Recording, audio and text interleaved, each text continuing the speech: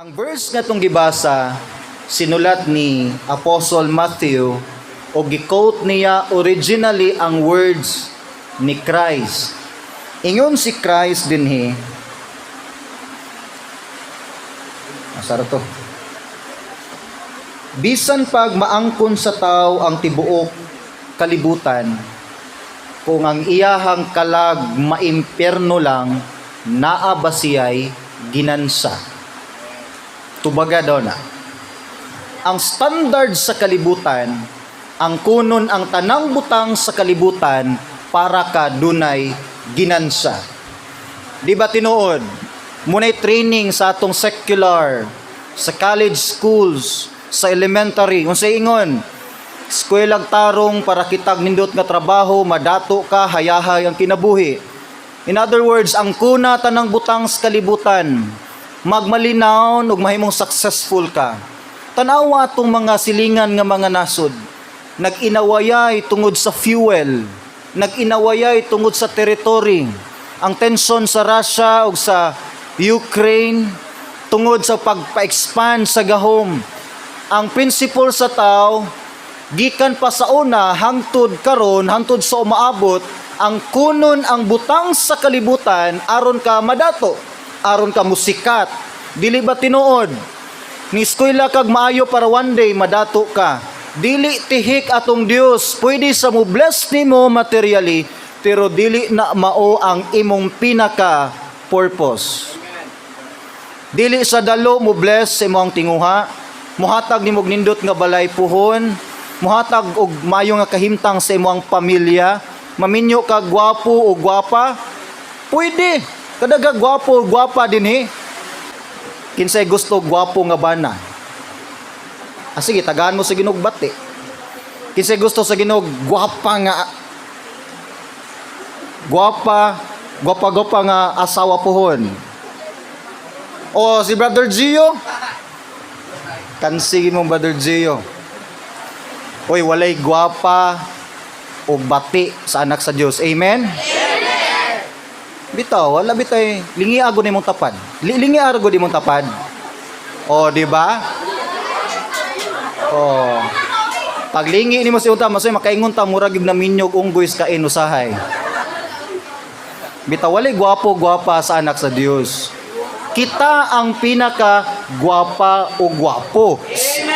Napay sumpay, spiritually.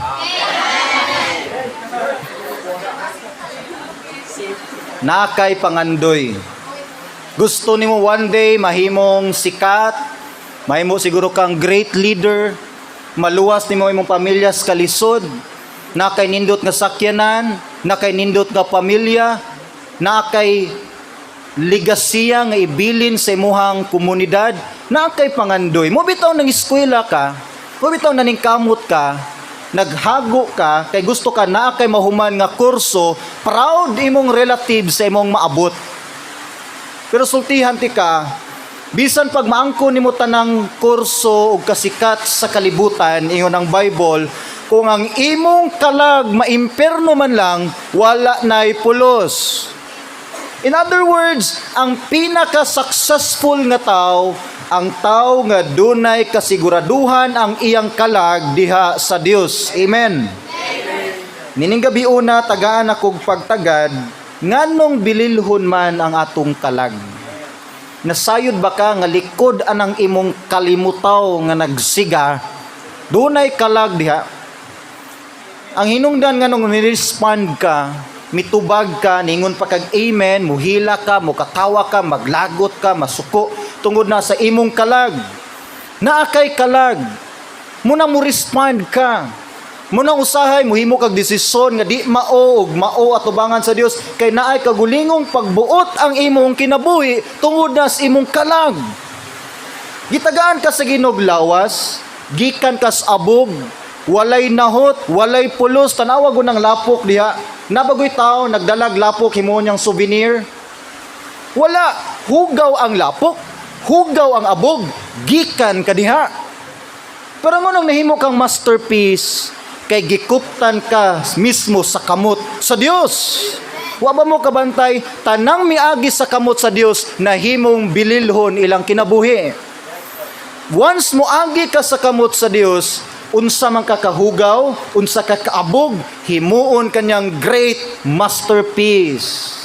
Otherwise, kung di ka pakupot sa gahom sa Dios, magpabilin kang alaot.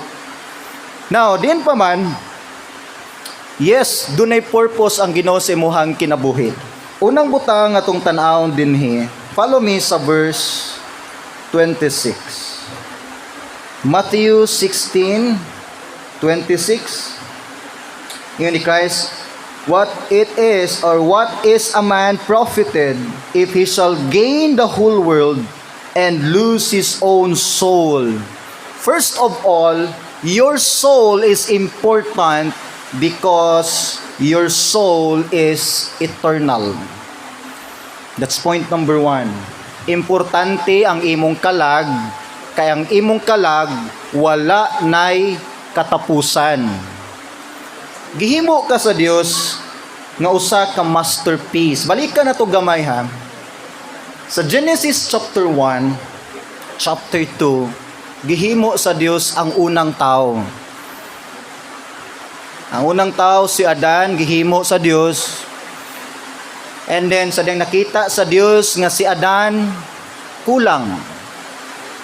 Gipatulog sa Dios si Adan o gikuha sa Dios ang usa ka gusok ni Adan. Kailan mo gusok? Rib.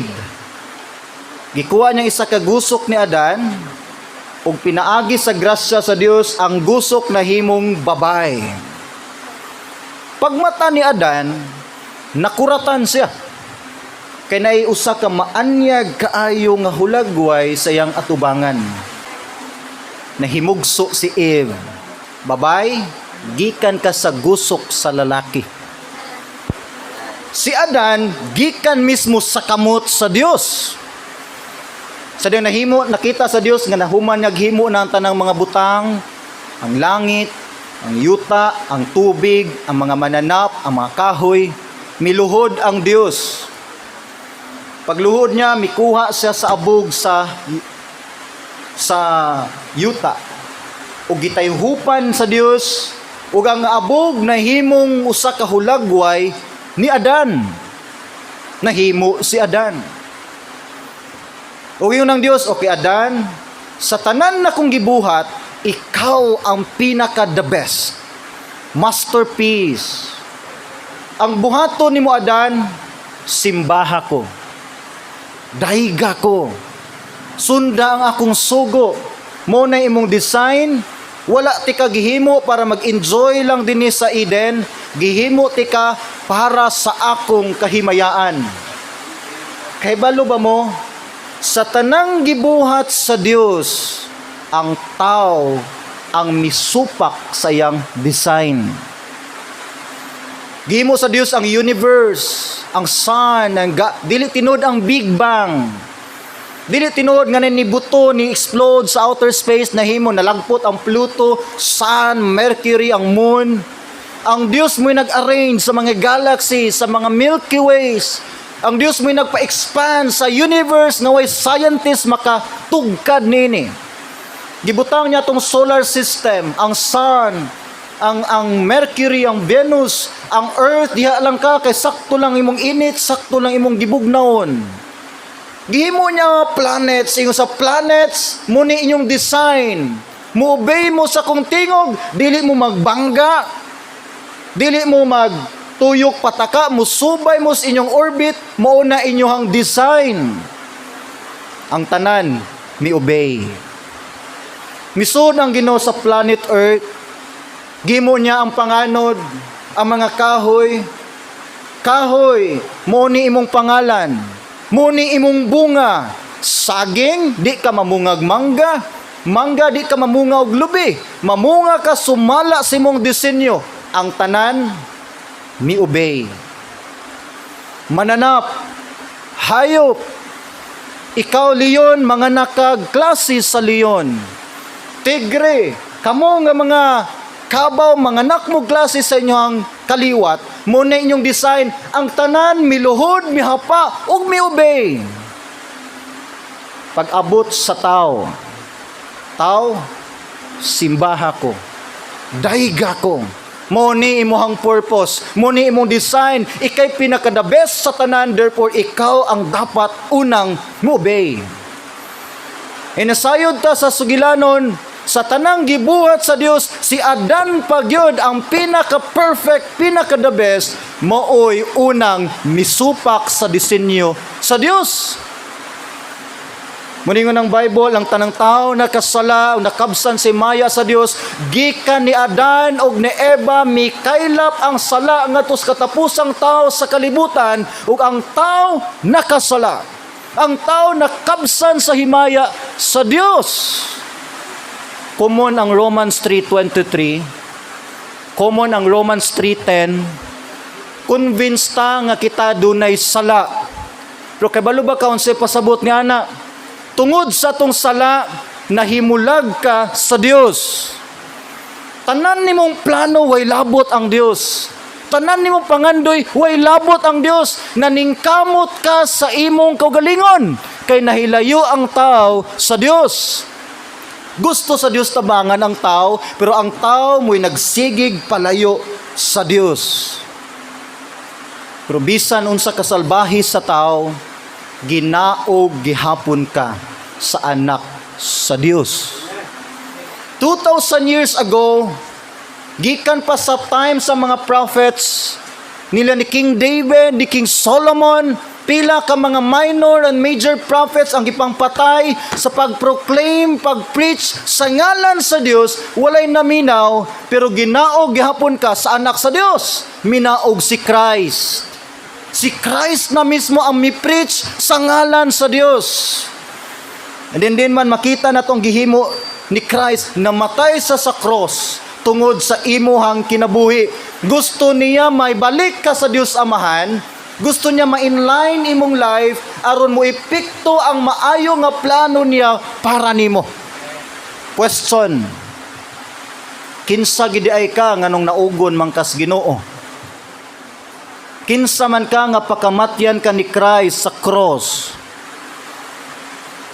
Miula og dugo atong Ginoo sa cross.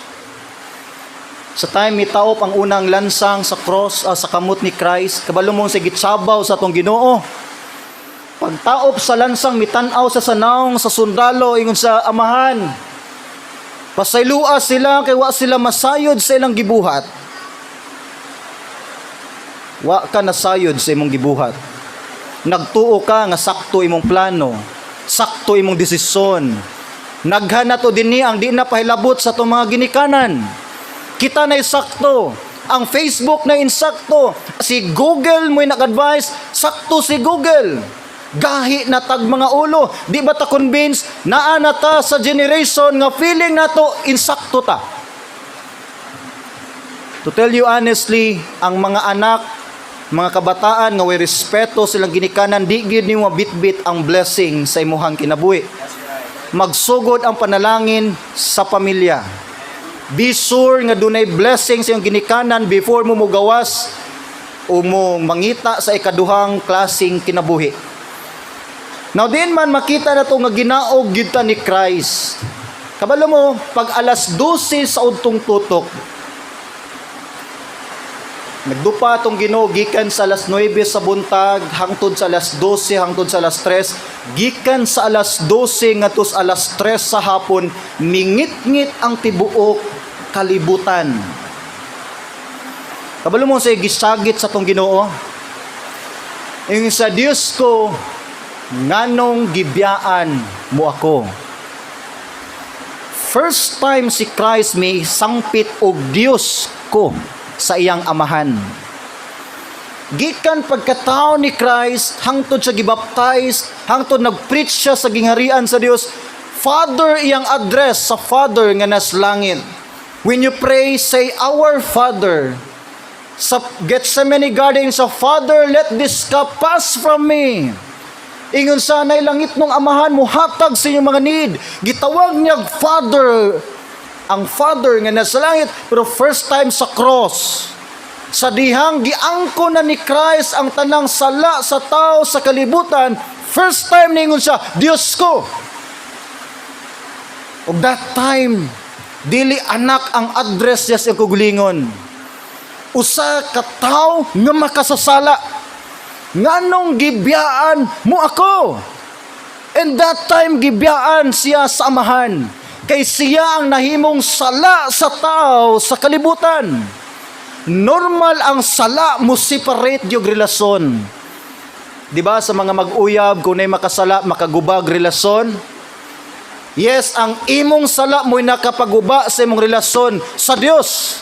Ug that time sa cross, sa diyang gitungab ni Christ ang imong tunglo, sa diyang iyang gilarok ang mala imperno nimong kinabuhi, sa diyang iyang giangkon ang tanang sala sa tao sa kalibutan, gifeel ni Christ ang pagbiya sa amahan. Ingon sa, nganong gibiyaan mo ako? In fact, kay balo si Christ, nganong gibiyaan siya sa amahan tungod sa imong mga sala. Nakarealize ba ka na? Katong sala nga gibuhat nimo gahapon, last week, katong sala nga naguba sa imong kinabuhi last year, mo to'y gibayaran ni Christ sa cross. Katong sala nimo nga gikaulaw nimo bisan sa imong pinaka best friend, nga maulaw ka masakpan, tong sala nga di ka katuo nga imong nabuhat, katong sala nga imong gimahayan, katong pagtubag-tubag nimo sa imong ginikanan, paghimo nimo desisyon, paglulong nimo sa droga, biso, paguba sa imong kinabuhi, mautoy gibayran ni Christ sa cross. Even ang imong sala nga buhaton pa sunod ugma next year, next 10 years imong life, gibayran ni Christ sa cross. Nakarealize ba ka ana?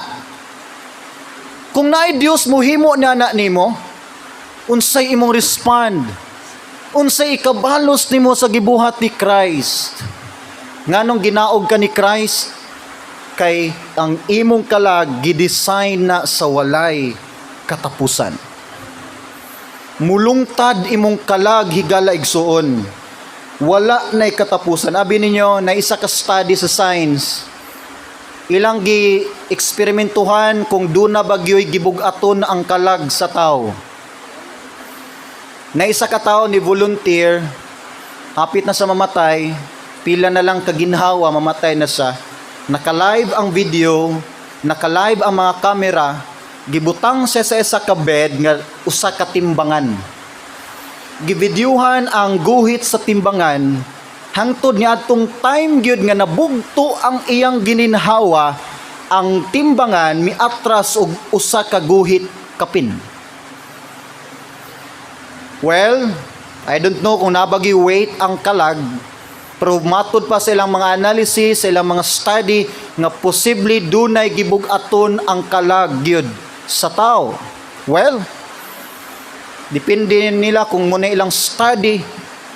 Pero ang point din nga yes, inig kamatay sa tao, mubiya ang imong kalag gikan sa imong lawas. E gingon ang Ecclesiastes, nga mubalik ni nga kalag sa Dios aron siya pagahukman. O kung hukman ang imong kalag, unsa kay imong itubag? Unsa ka klase nga judgment ang imong madawat gikan ni Christ? Andam na ba ka sa maong paghukom? Yes, hukman ka one day. Tungod kang imong kalag eternal, dunay duha ka eternity ngang imuhang ablihan puhon. Ang pultahan sa eternity sa walay katapusan nga tunglo ang linaw nga kalayo, ug ang pultahan sa eternity uban ang kalipay ug kalinaw sa Dios. Asa ka kaniana? Well, pwede niyo masigurado ang imuhang eternal destiny pinaagi sa imuhang desisyon karon. Himog desisyon unya sa Ginoo. Kaduhang butang. Your soul is important because your soul is priceless. Walay price tag ang imuhang kalag. Dili na kaya presyuhan. Sa karon nga time, nanay presyo ang kinabuhi sa tao. Nay mga tao palito ng kinabuhig 5,000. Nay mga tao nga palito ng kinabuhig 10,000. Na ganit tao nga paimnon na nimog kape, kantidad na nas kinabuhi sa usa ka tao, pila gid bili sa imong kalag. Adto tas imong lawas, na study gibuhat kung ibaligya daw ang tanang part organ sa ato ang body, pila man gyud presyo nini. Ang gihimo nila, yes, ilang gistadihan, kung ibaligya ni mo imong heart, pilay price. Baligya ni mo imong kidney, pilay price. Ang imong eyeball, kaning atong mata, imo nang ibaligya, pilay price. Daghang mugukod niya na. Labi na itong na mga problema silang mga organs. And according sa study, kung tanang mahalin nga parts sa ato ang body, mo total siya og $550,000. Kabalo ka pila ka sa peso? That's 28 million pesos. Muna'y kantidad sa imong lawas. Kung ibaligya ang imong lawas, prisuhan, ibaligya na sa ospital, imong mga organs, makahali nag 28,000 pesos. Yes, muna'y presyo sa imuhang lawas. Pero ngayon ang Bible, walay presyo ang imong kalag. Dili mapalit ang imong kalag. Ingon ang verse, bisan pag ang kunon ang tibok butang sa kalibutan, dili ni ikatandi sa usalang kakalag. So dili mapalit ang imong kalag. Dili ni mabayran, priceless. Pero naay isa ka presyo nga mukatumbas sa presyo sa imuhang kalag. Kabalo mo unsa? Ang presyo sa imong kalag, presyo sa kinabuhi ni Jesus. Sa diyang nakasala ang tao, nahimo na to ang pinakadakong sala sa tibok kalibutan at tubangan sa Dios. Og walay laing bayad o katumbas lang sa imong sala. Di ni pwede bayarag relihiyon, di pwede bayarag good works, di pwede bayaran og kwarta. Ang presyo sa imong kalag, katumbas sa dugo ni Jesus sa cross.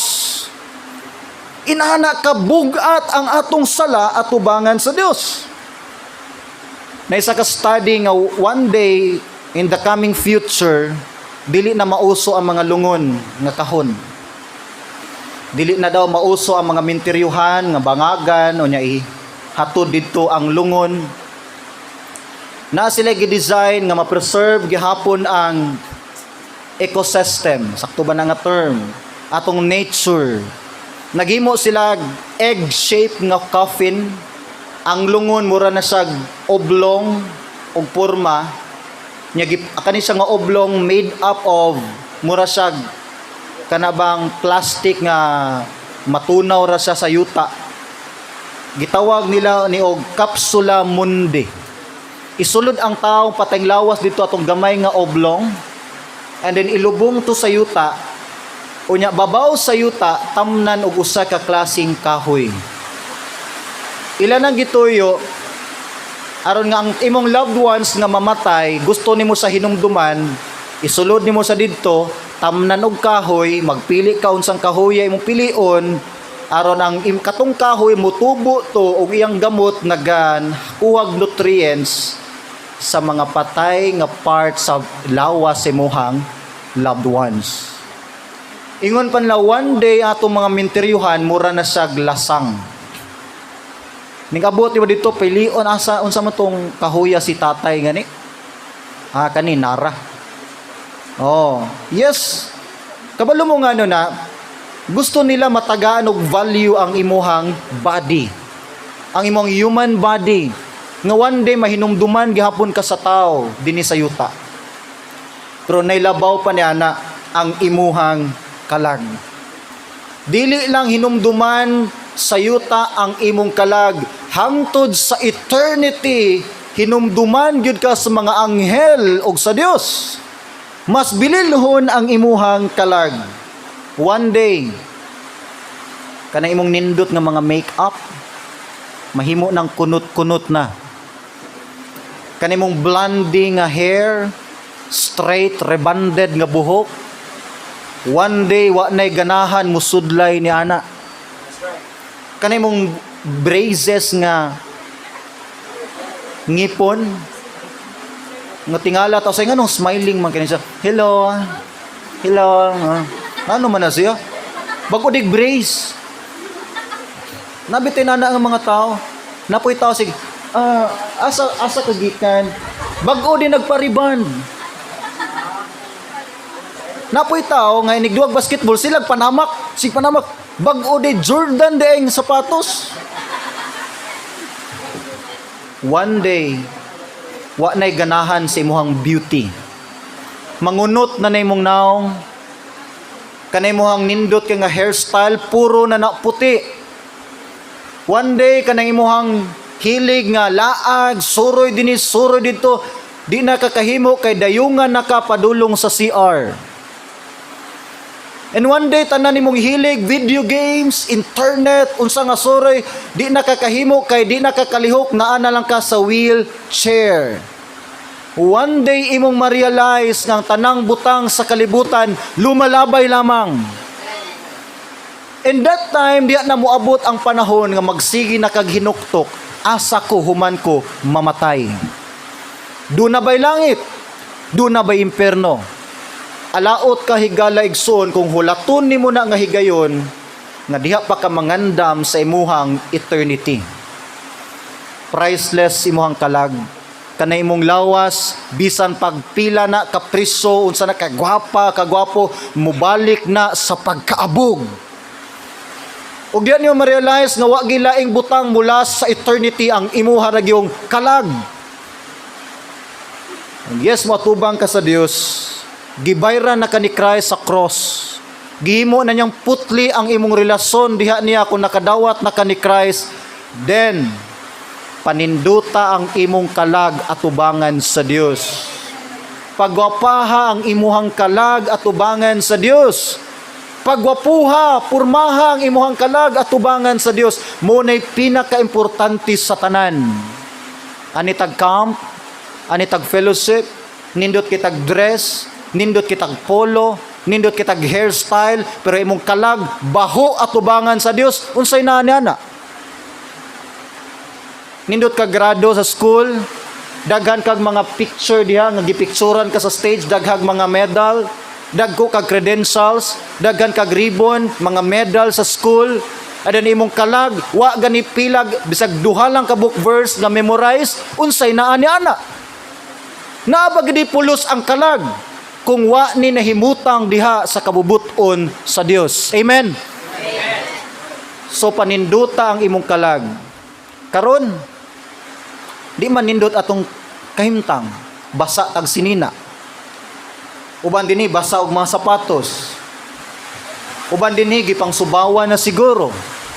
Physically, materially, uban dinhi gipang tugnaw, pero atubangan sa Dios, humot o gwapo ang atong mga kalag. Amen? Amen. Kay naata nagsakripisyo para sa Dios. Number 3. Your soul is important because God has a great purpose for your soul. Naida kong katuyuan ang Dios sa imong kalag. Kabalo ba ka? Gawas sa Ginoo, interesado si Satan sa imong kalag. Ginaatngan niya ang imuhang kalag. Pagkatao pa lang nimo sa kalibutan, unang ngaab nimo. Giatang-atangan na kang Satan. Imong mama nagsingingon na mudako ni mahimo ning engineer. Imong tita nangingon no mahimo ning teacher. Imong papa nangingon di mahimo ning negosante. Imong lula nangingon di mahimo ning next nga president sa Pilipinas. And then one day na nakay desisyon ningo, no, mahimo kong abogado. Unang pagkat-on nimog panimuot, sakit huna-hunaon, nga giandaman ka sa Dios og maayo nga plano, niabot sa point nga imo sang gisupak og gipili ang imong kagulingong kabubuton. Dili ba tinuod? Kabalo ka nga di na mao nga dalan imong gipili. Kabalo ka nga di na mao nga desisyon imong gidesisyonan. Niabot sa time nga Ginoo sig-ingon diri na ako, nakoy may nga plano sa imong life, pero mas naibog ka sa gilak-gilak nga offer ni Satan sa kalibutan. Di ba tinuod? Mas ganahan mo mga colorful nga mga lights. Mas ganahan mo dapit nga naay TikTok nga mga sayaw. Ang mga tao nagabit-bit og beer. Gusto mo gimmick uban ang barkada, na pulutan, na ay sigarilyo, na droga, na ilimnon. Gusto ni mo wa mo kalit sa iyong hunahuna kay Choy na tan-aon. Naa ka sa laang ni Satan. Tungod niya na ginihinay ni Satan og dugmok ang imong kinabuhi. Dili ka aware ni ana kay spiritual na tanan nga panghitabo. Munang one time ni bangon ka si mo higdaanan, bugat kay mong feeling, bugat kay mong paminaw, feeling nimo hopeless na, feeling nimo wa na lami ang imong kinabuhi, wa na kay value, di na kaganan mo decide, nakalimot na ka nga dinay Dios, nakalimot na kagampo kay nakuha na ka totally ni Satan. Interesado siya sa imong kinabuhi. Sa una pa, hangtod karon, hangtod sa umaabot. Dili kanya hunungan, hangtod dili maguba ang imong testimony. 24/7 si Satan sig paning kamot nimo nga ikaw dula-dulaan lang nimo imong Christian life. Kay numdum lang ka Ginoo kung Sunday. Tanaway mong Bible, isay nyo mga Bible. Isay nyo mga Bible. Hopefully way mo isa siyang cellphone. Bible. Muni atong arma sa Dios. Sad to say, every Sunday ato ning paphaan or tayhupon kay napuno og abog. Search, interesado si Satan sa imong life. Tanaway mong life. Nakabinipisyo ba ang Dios nimo or si Satan mo'y nagdula-dula og nagpahimulos sa imong kinabuhi? Dili ba tinuod? Excited ta mo perform sa school. Nakoy project, mag-perform ko sa class, muni among attire, muni yung palitonon, dapat gwapa, gwapo, perfect, pakpakan ko sa mga classmates. Probisan mo special number ka sa church, maulaw ka. Di ba na tinuod? Di ba tinuod sa gawas? Bungga ka dapat, muni akong dress. Inani ka mahalon, akong paliton maha, kay dapat di ko maulawan, kay hotel lang among venue. Pero sa church, mag-short-short lang ka. Kinsa magi naka-benefit sa imong life? Si Satan or ang Dios nga mo'y naghatag sa imong kinabuhi og nagpakamatay nimo sa cross? Youth, interesado si Satan sa imong life. Ingon ang Bible, sama siya sa usa ka leon nga nagngulob. Andam mulamoy sa tanang iyahang targeton, di lang kakit-kiton in taon ni Satan. Lamyon gyud kaniya. Lamyon ka ni Satan. Na-feel ba nimo nga gilamoy na ka ni Satan? Na-feel ba nimo nga murag bugat na kay imong life? Asa man gid imong life? Kung iya ka sa Dios, nagsunod-sunod ka sa Dios. Kung iya ka ni Satan, nagsunod-sunod ka ni Satan. Kinsa bagi imong gisunod?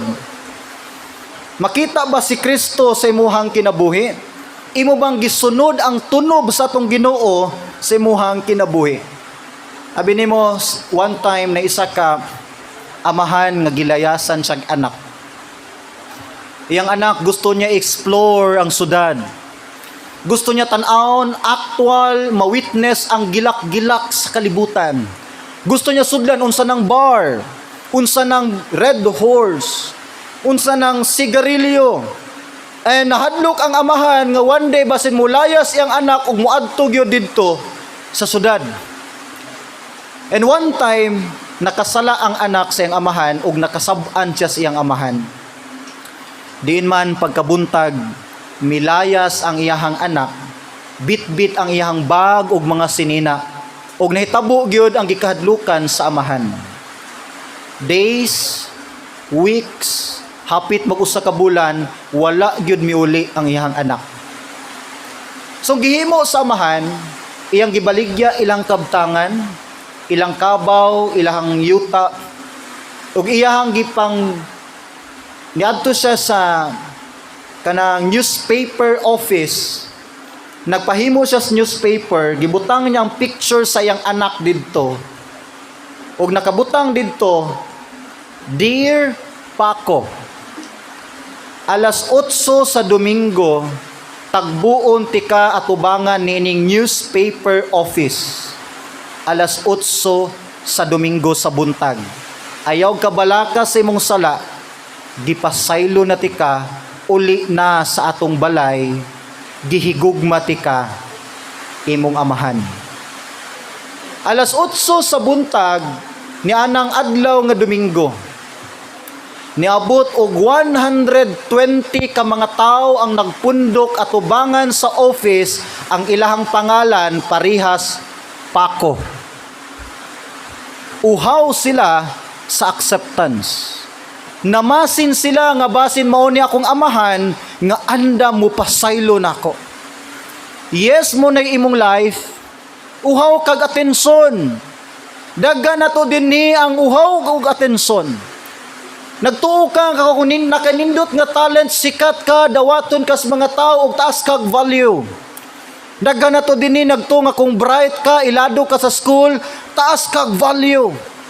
Naidaghan din ni nga dapat nindot kag dress, nindot kag attire, gwapa ka aron taas kag value. Nangita kag value, uhaw kag value, munay imong gipangita. Di na mahatag sa tao. Di ka masatisfied bisag pila pa ka credential ihatag nimo sa stage. Walay tao makakatumba sa tinuod nga bili sa imong kinabuhi, gawas lang gyud ni Christ. Once modul ka ni Christ, ihatag niya ang tinuod nga bili sa imong kinabuhi.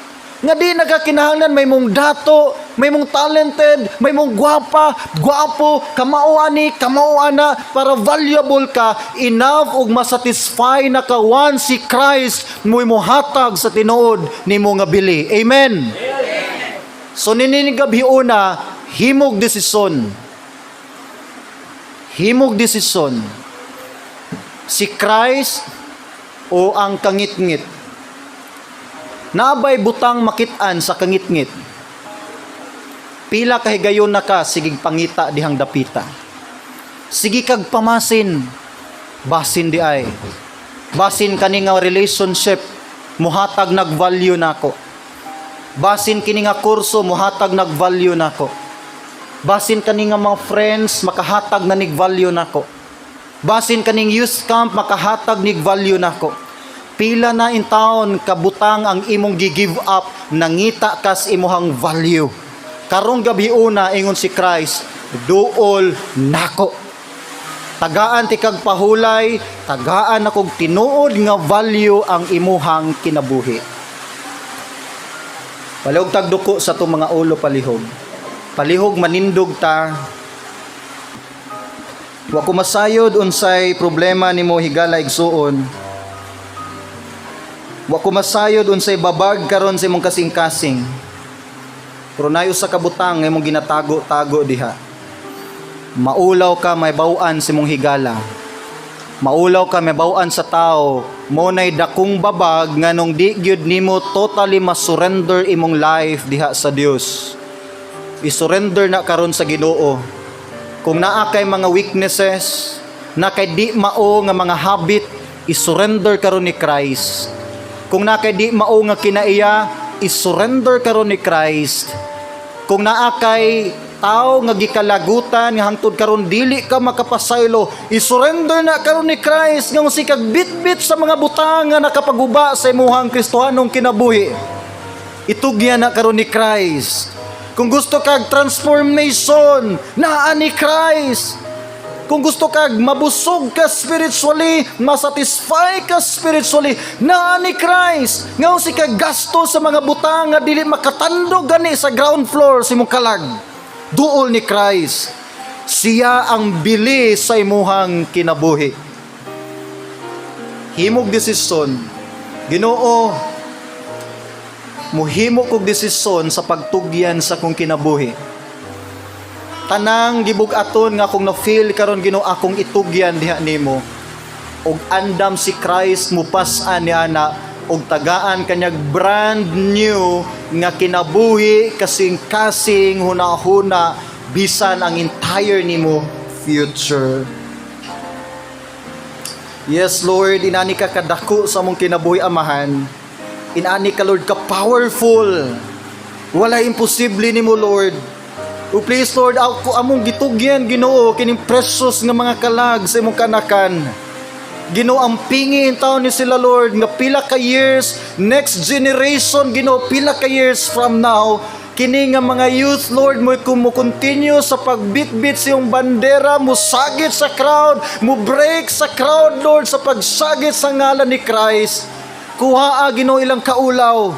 One day Ginoo mamauli na amo mga senior pastors. One day kami Lord mga luya na ang mga tuhod, pero kini nga next generation amahan, iandam sila Lord nga mahimo silang isog nga mga sundalo labi na sa katapusan nga mga adlaw.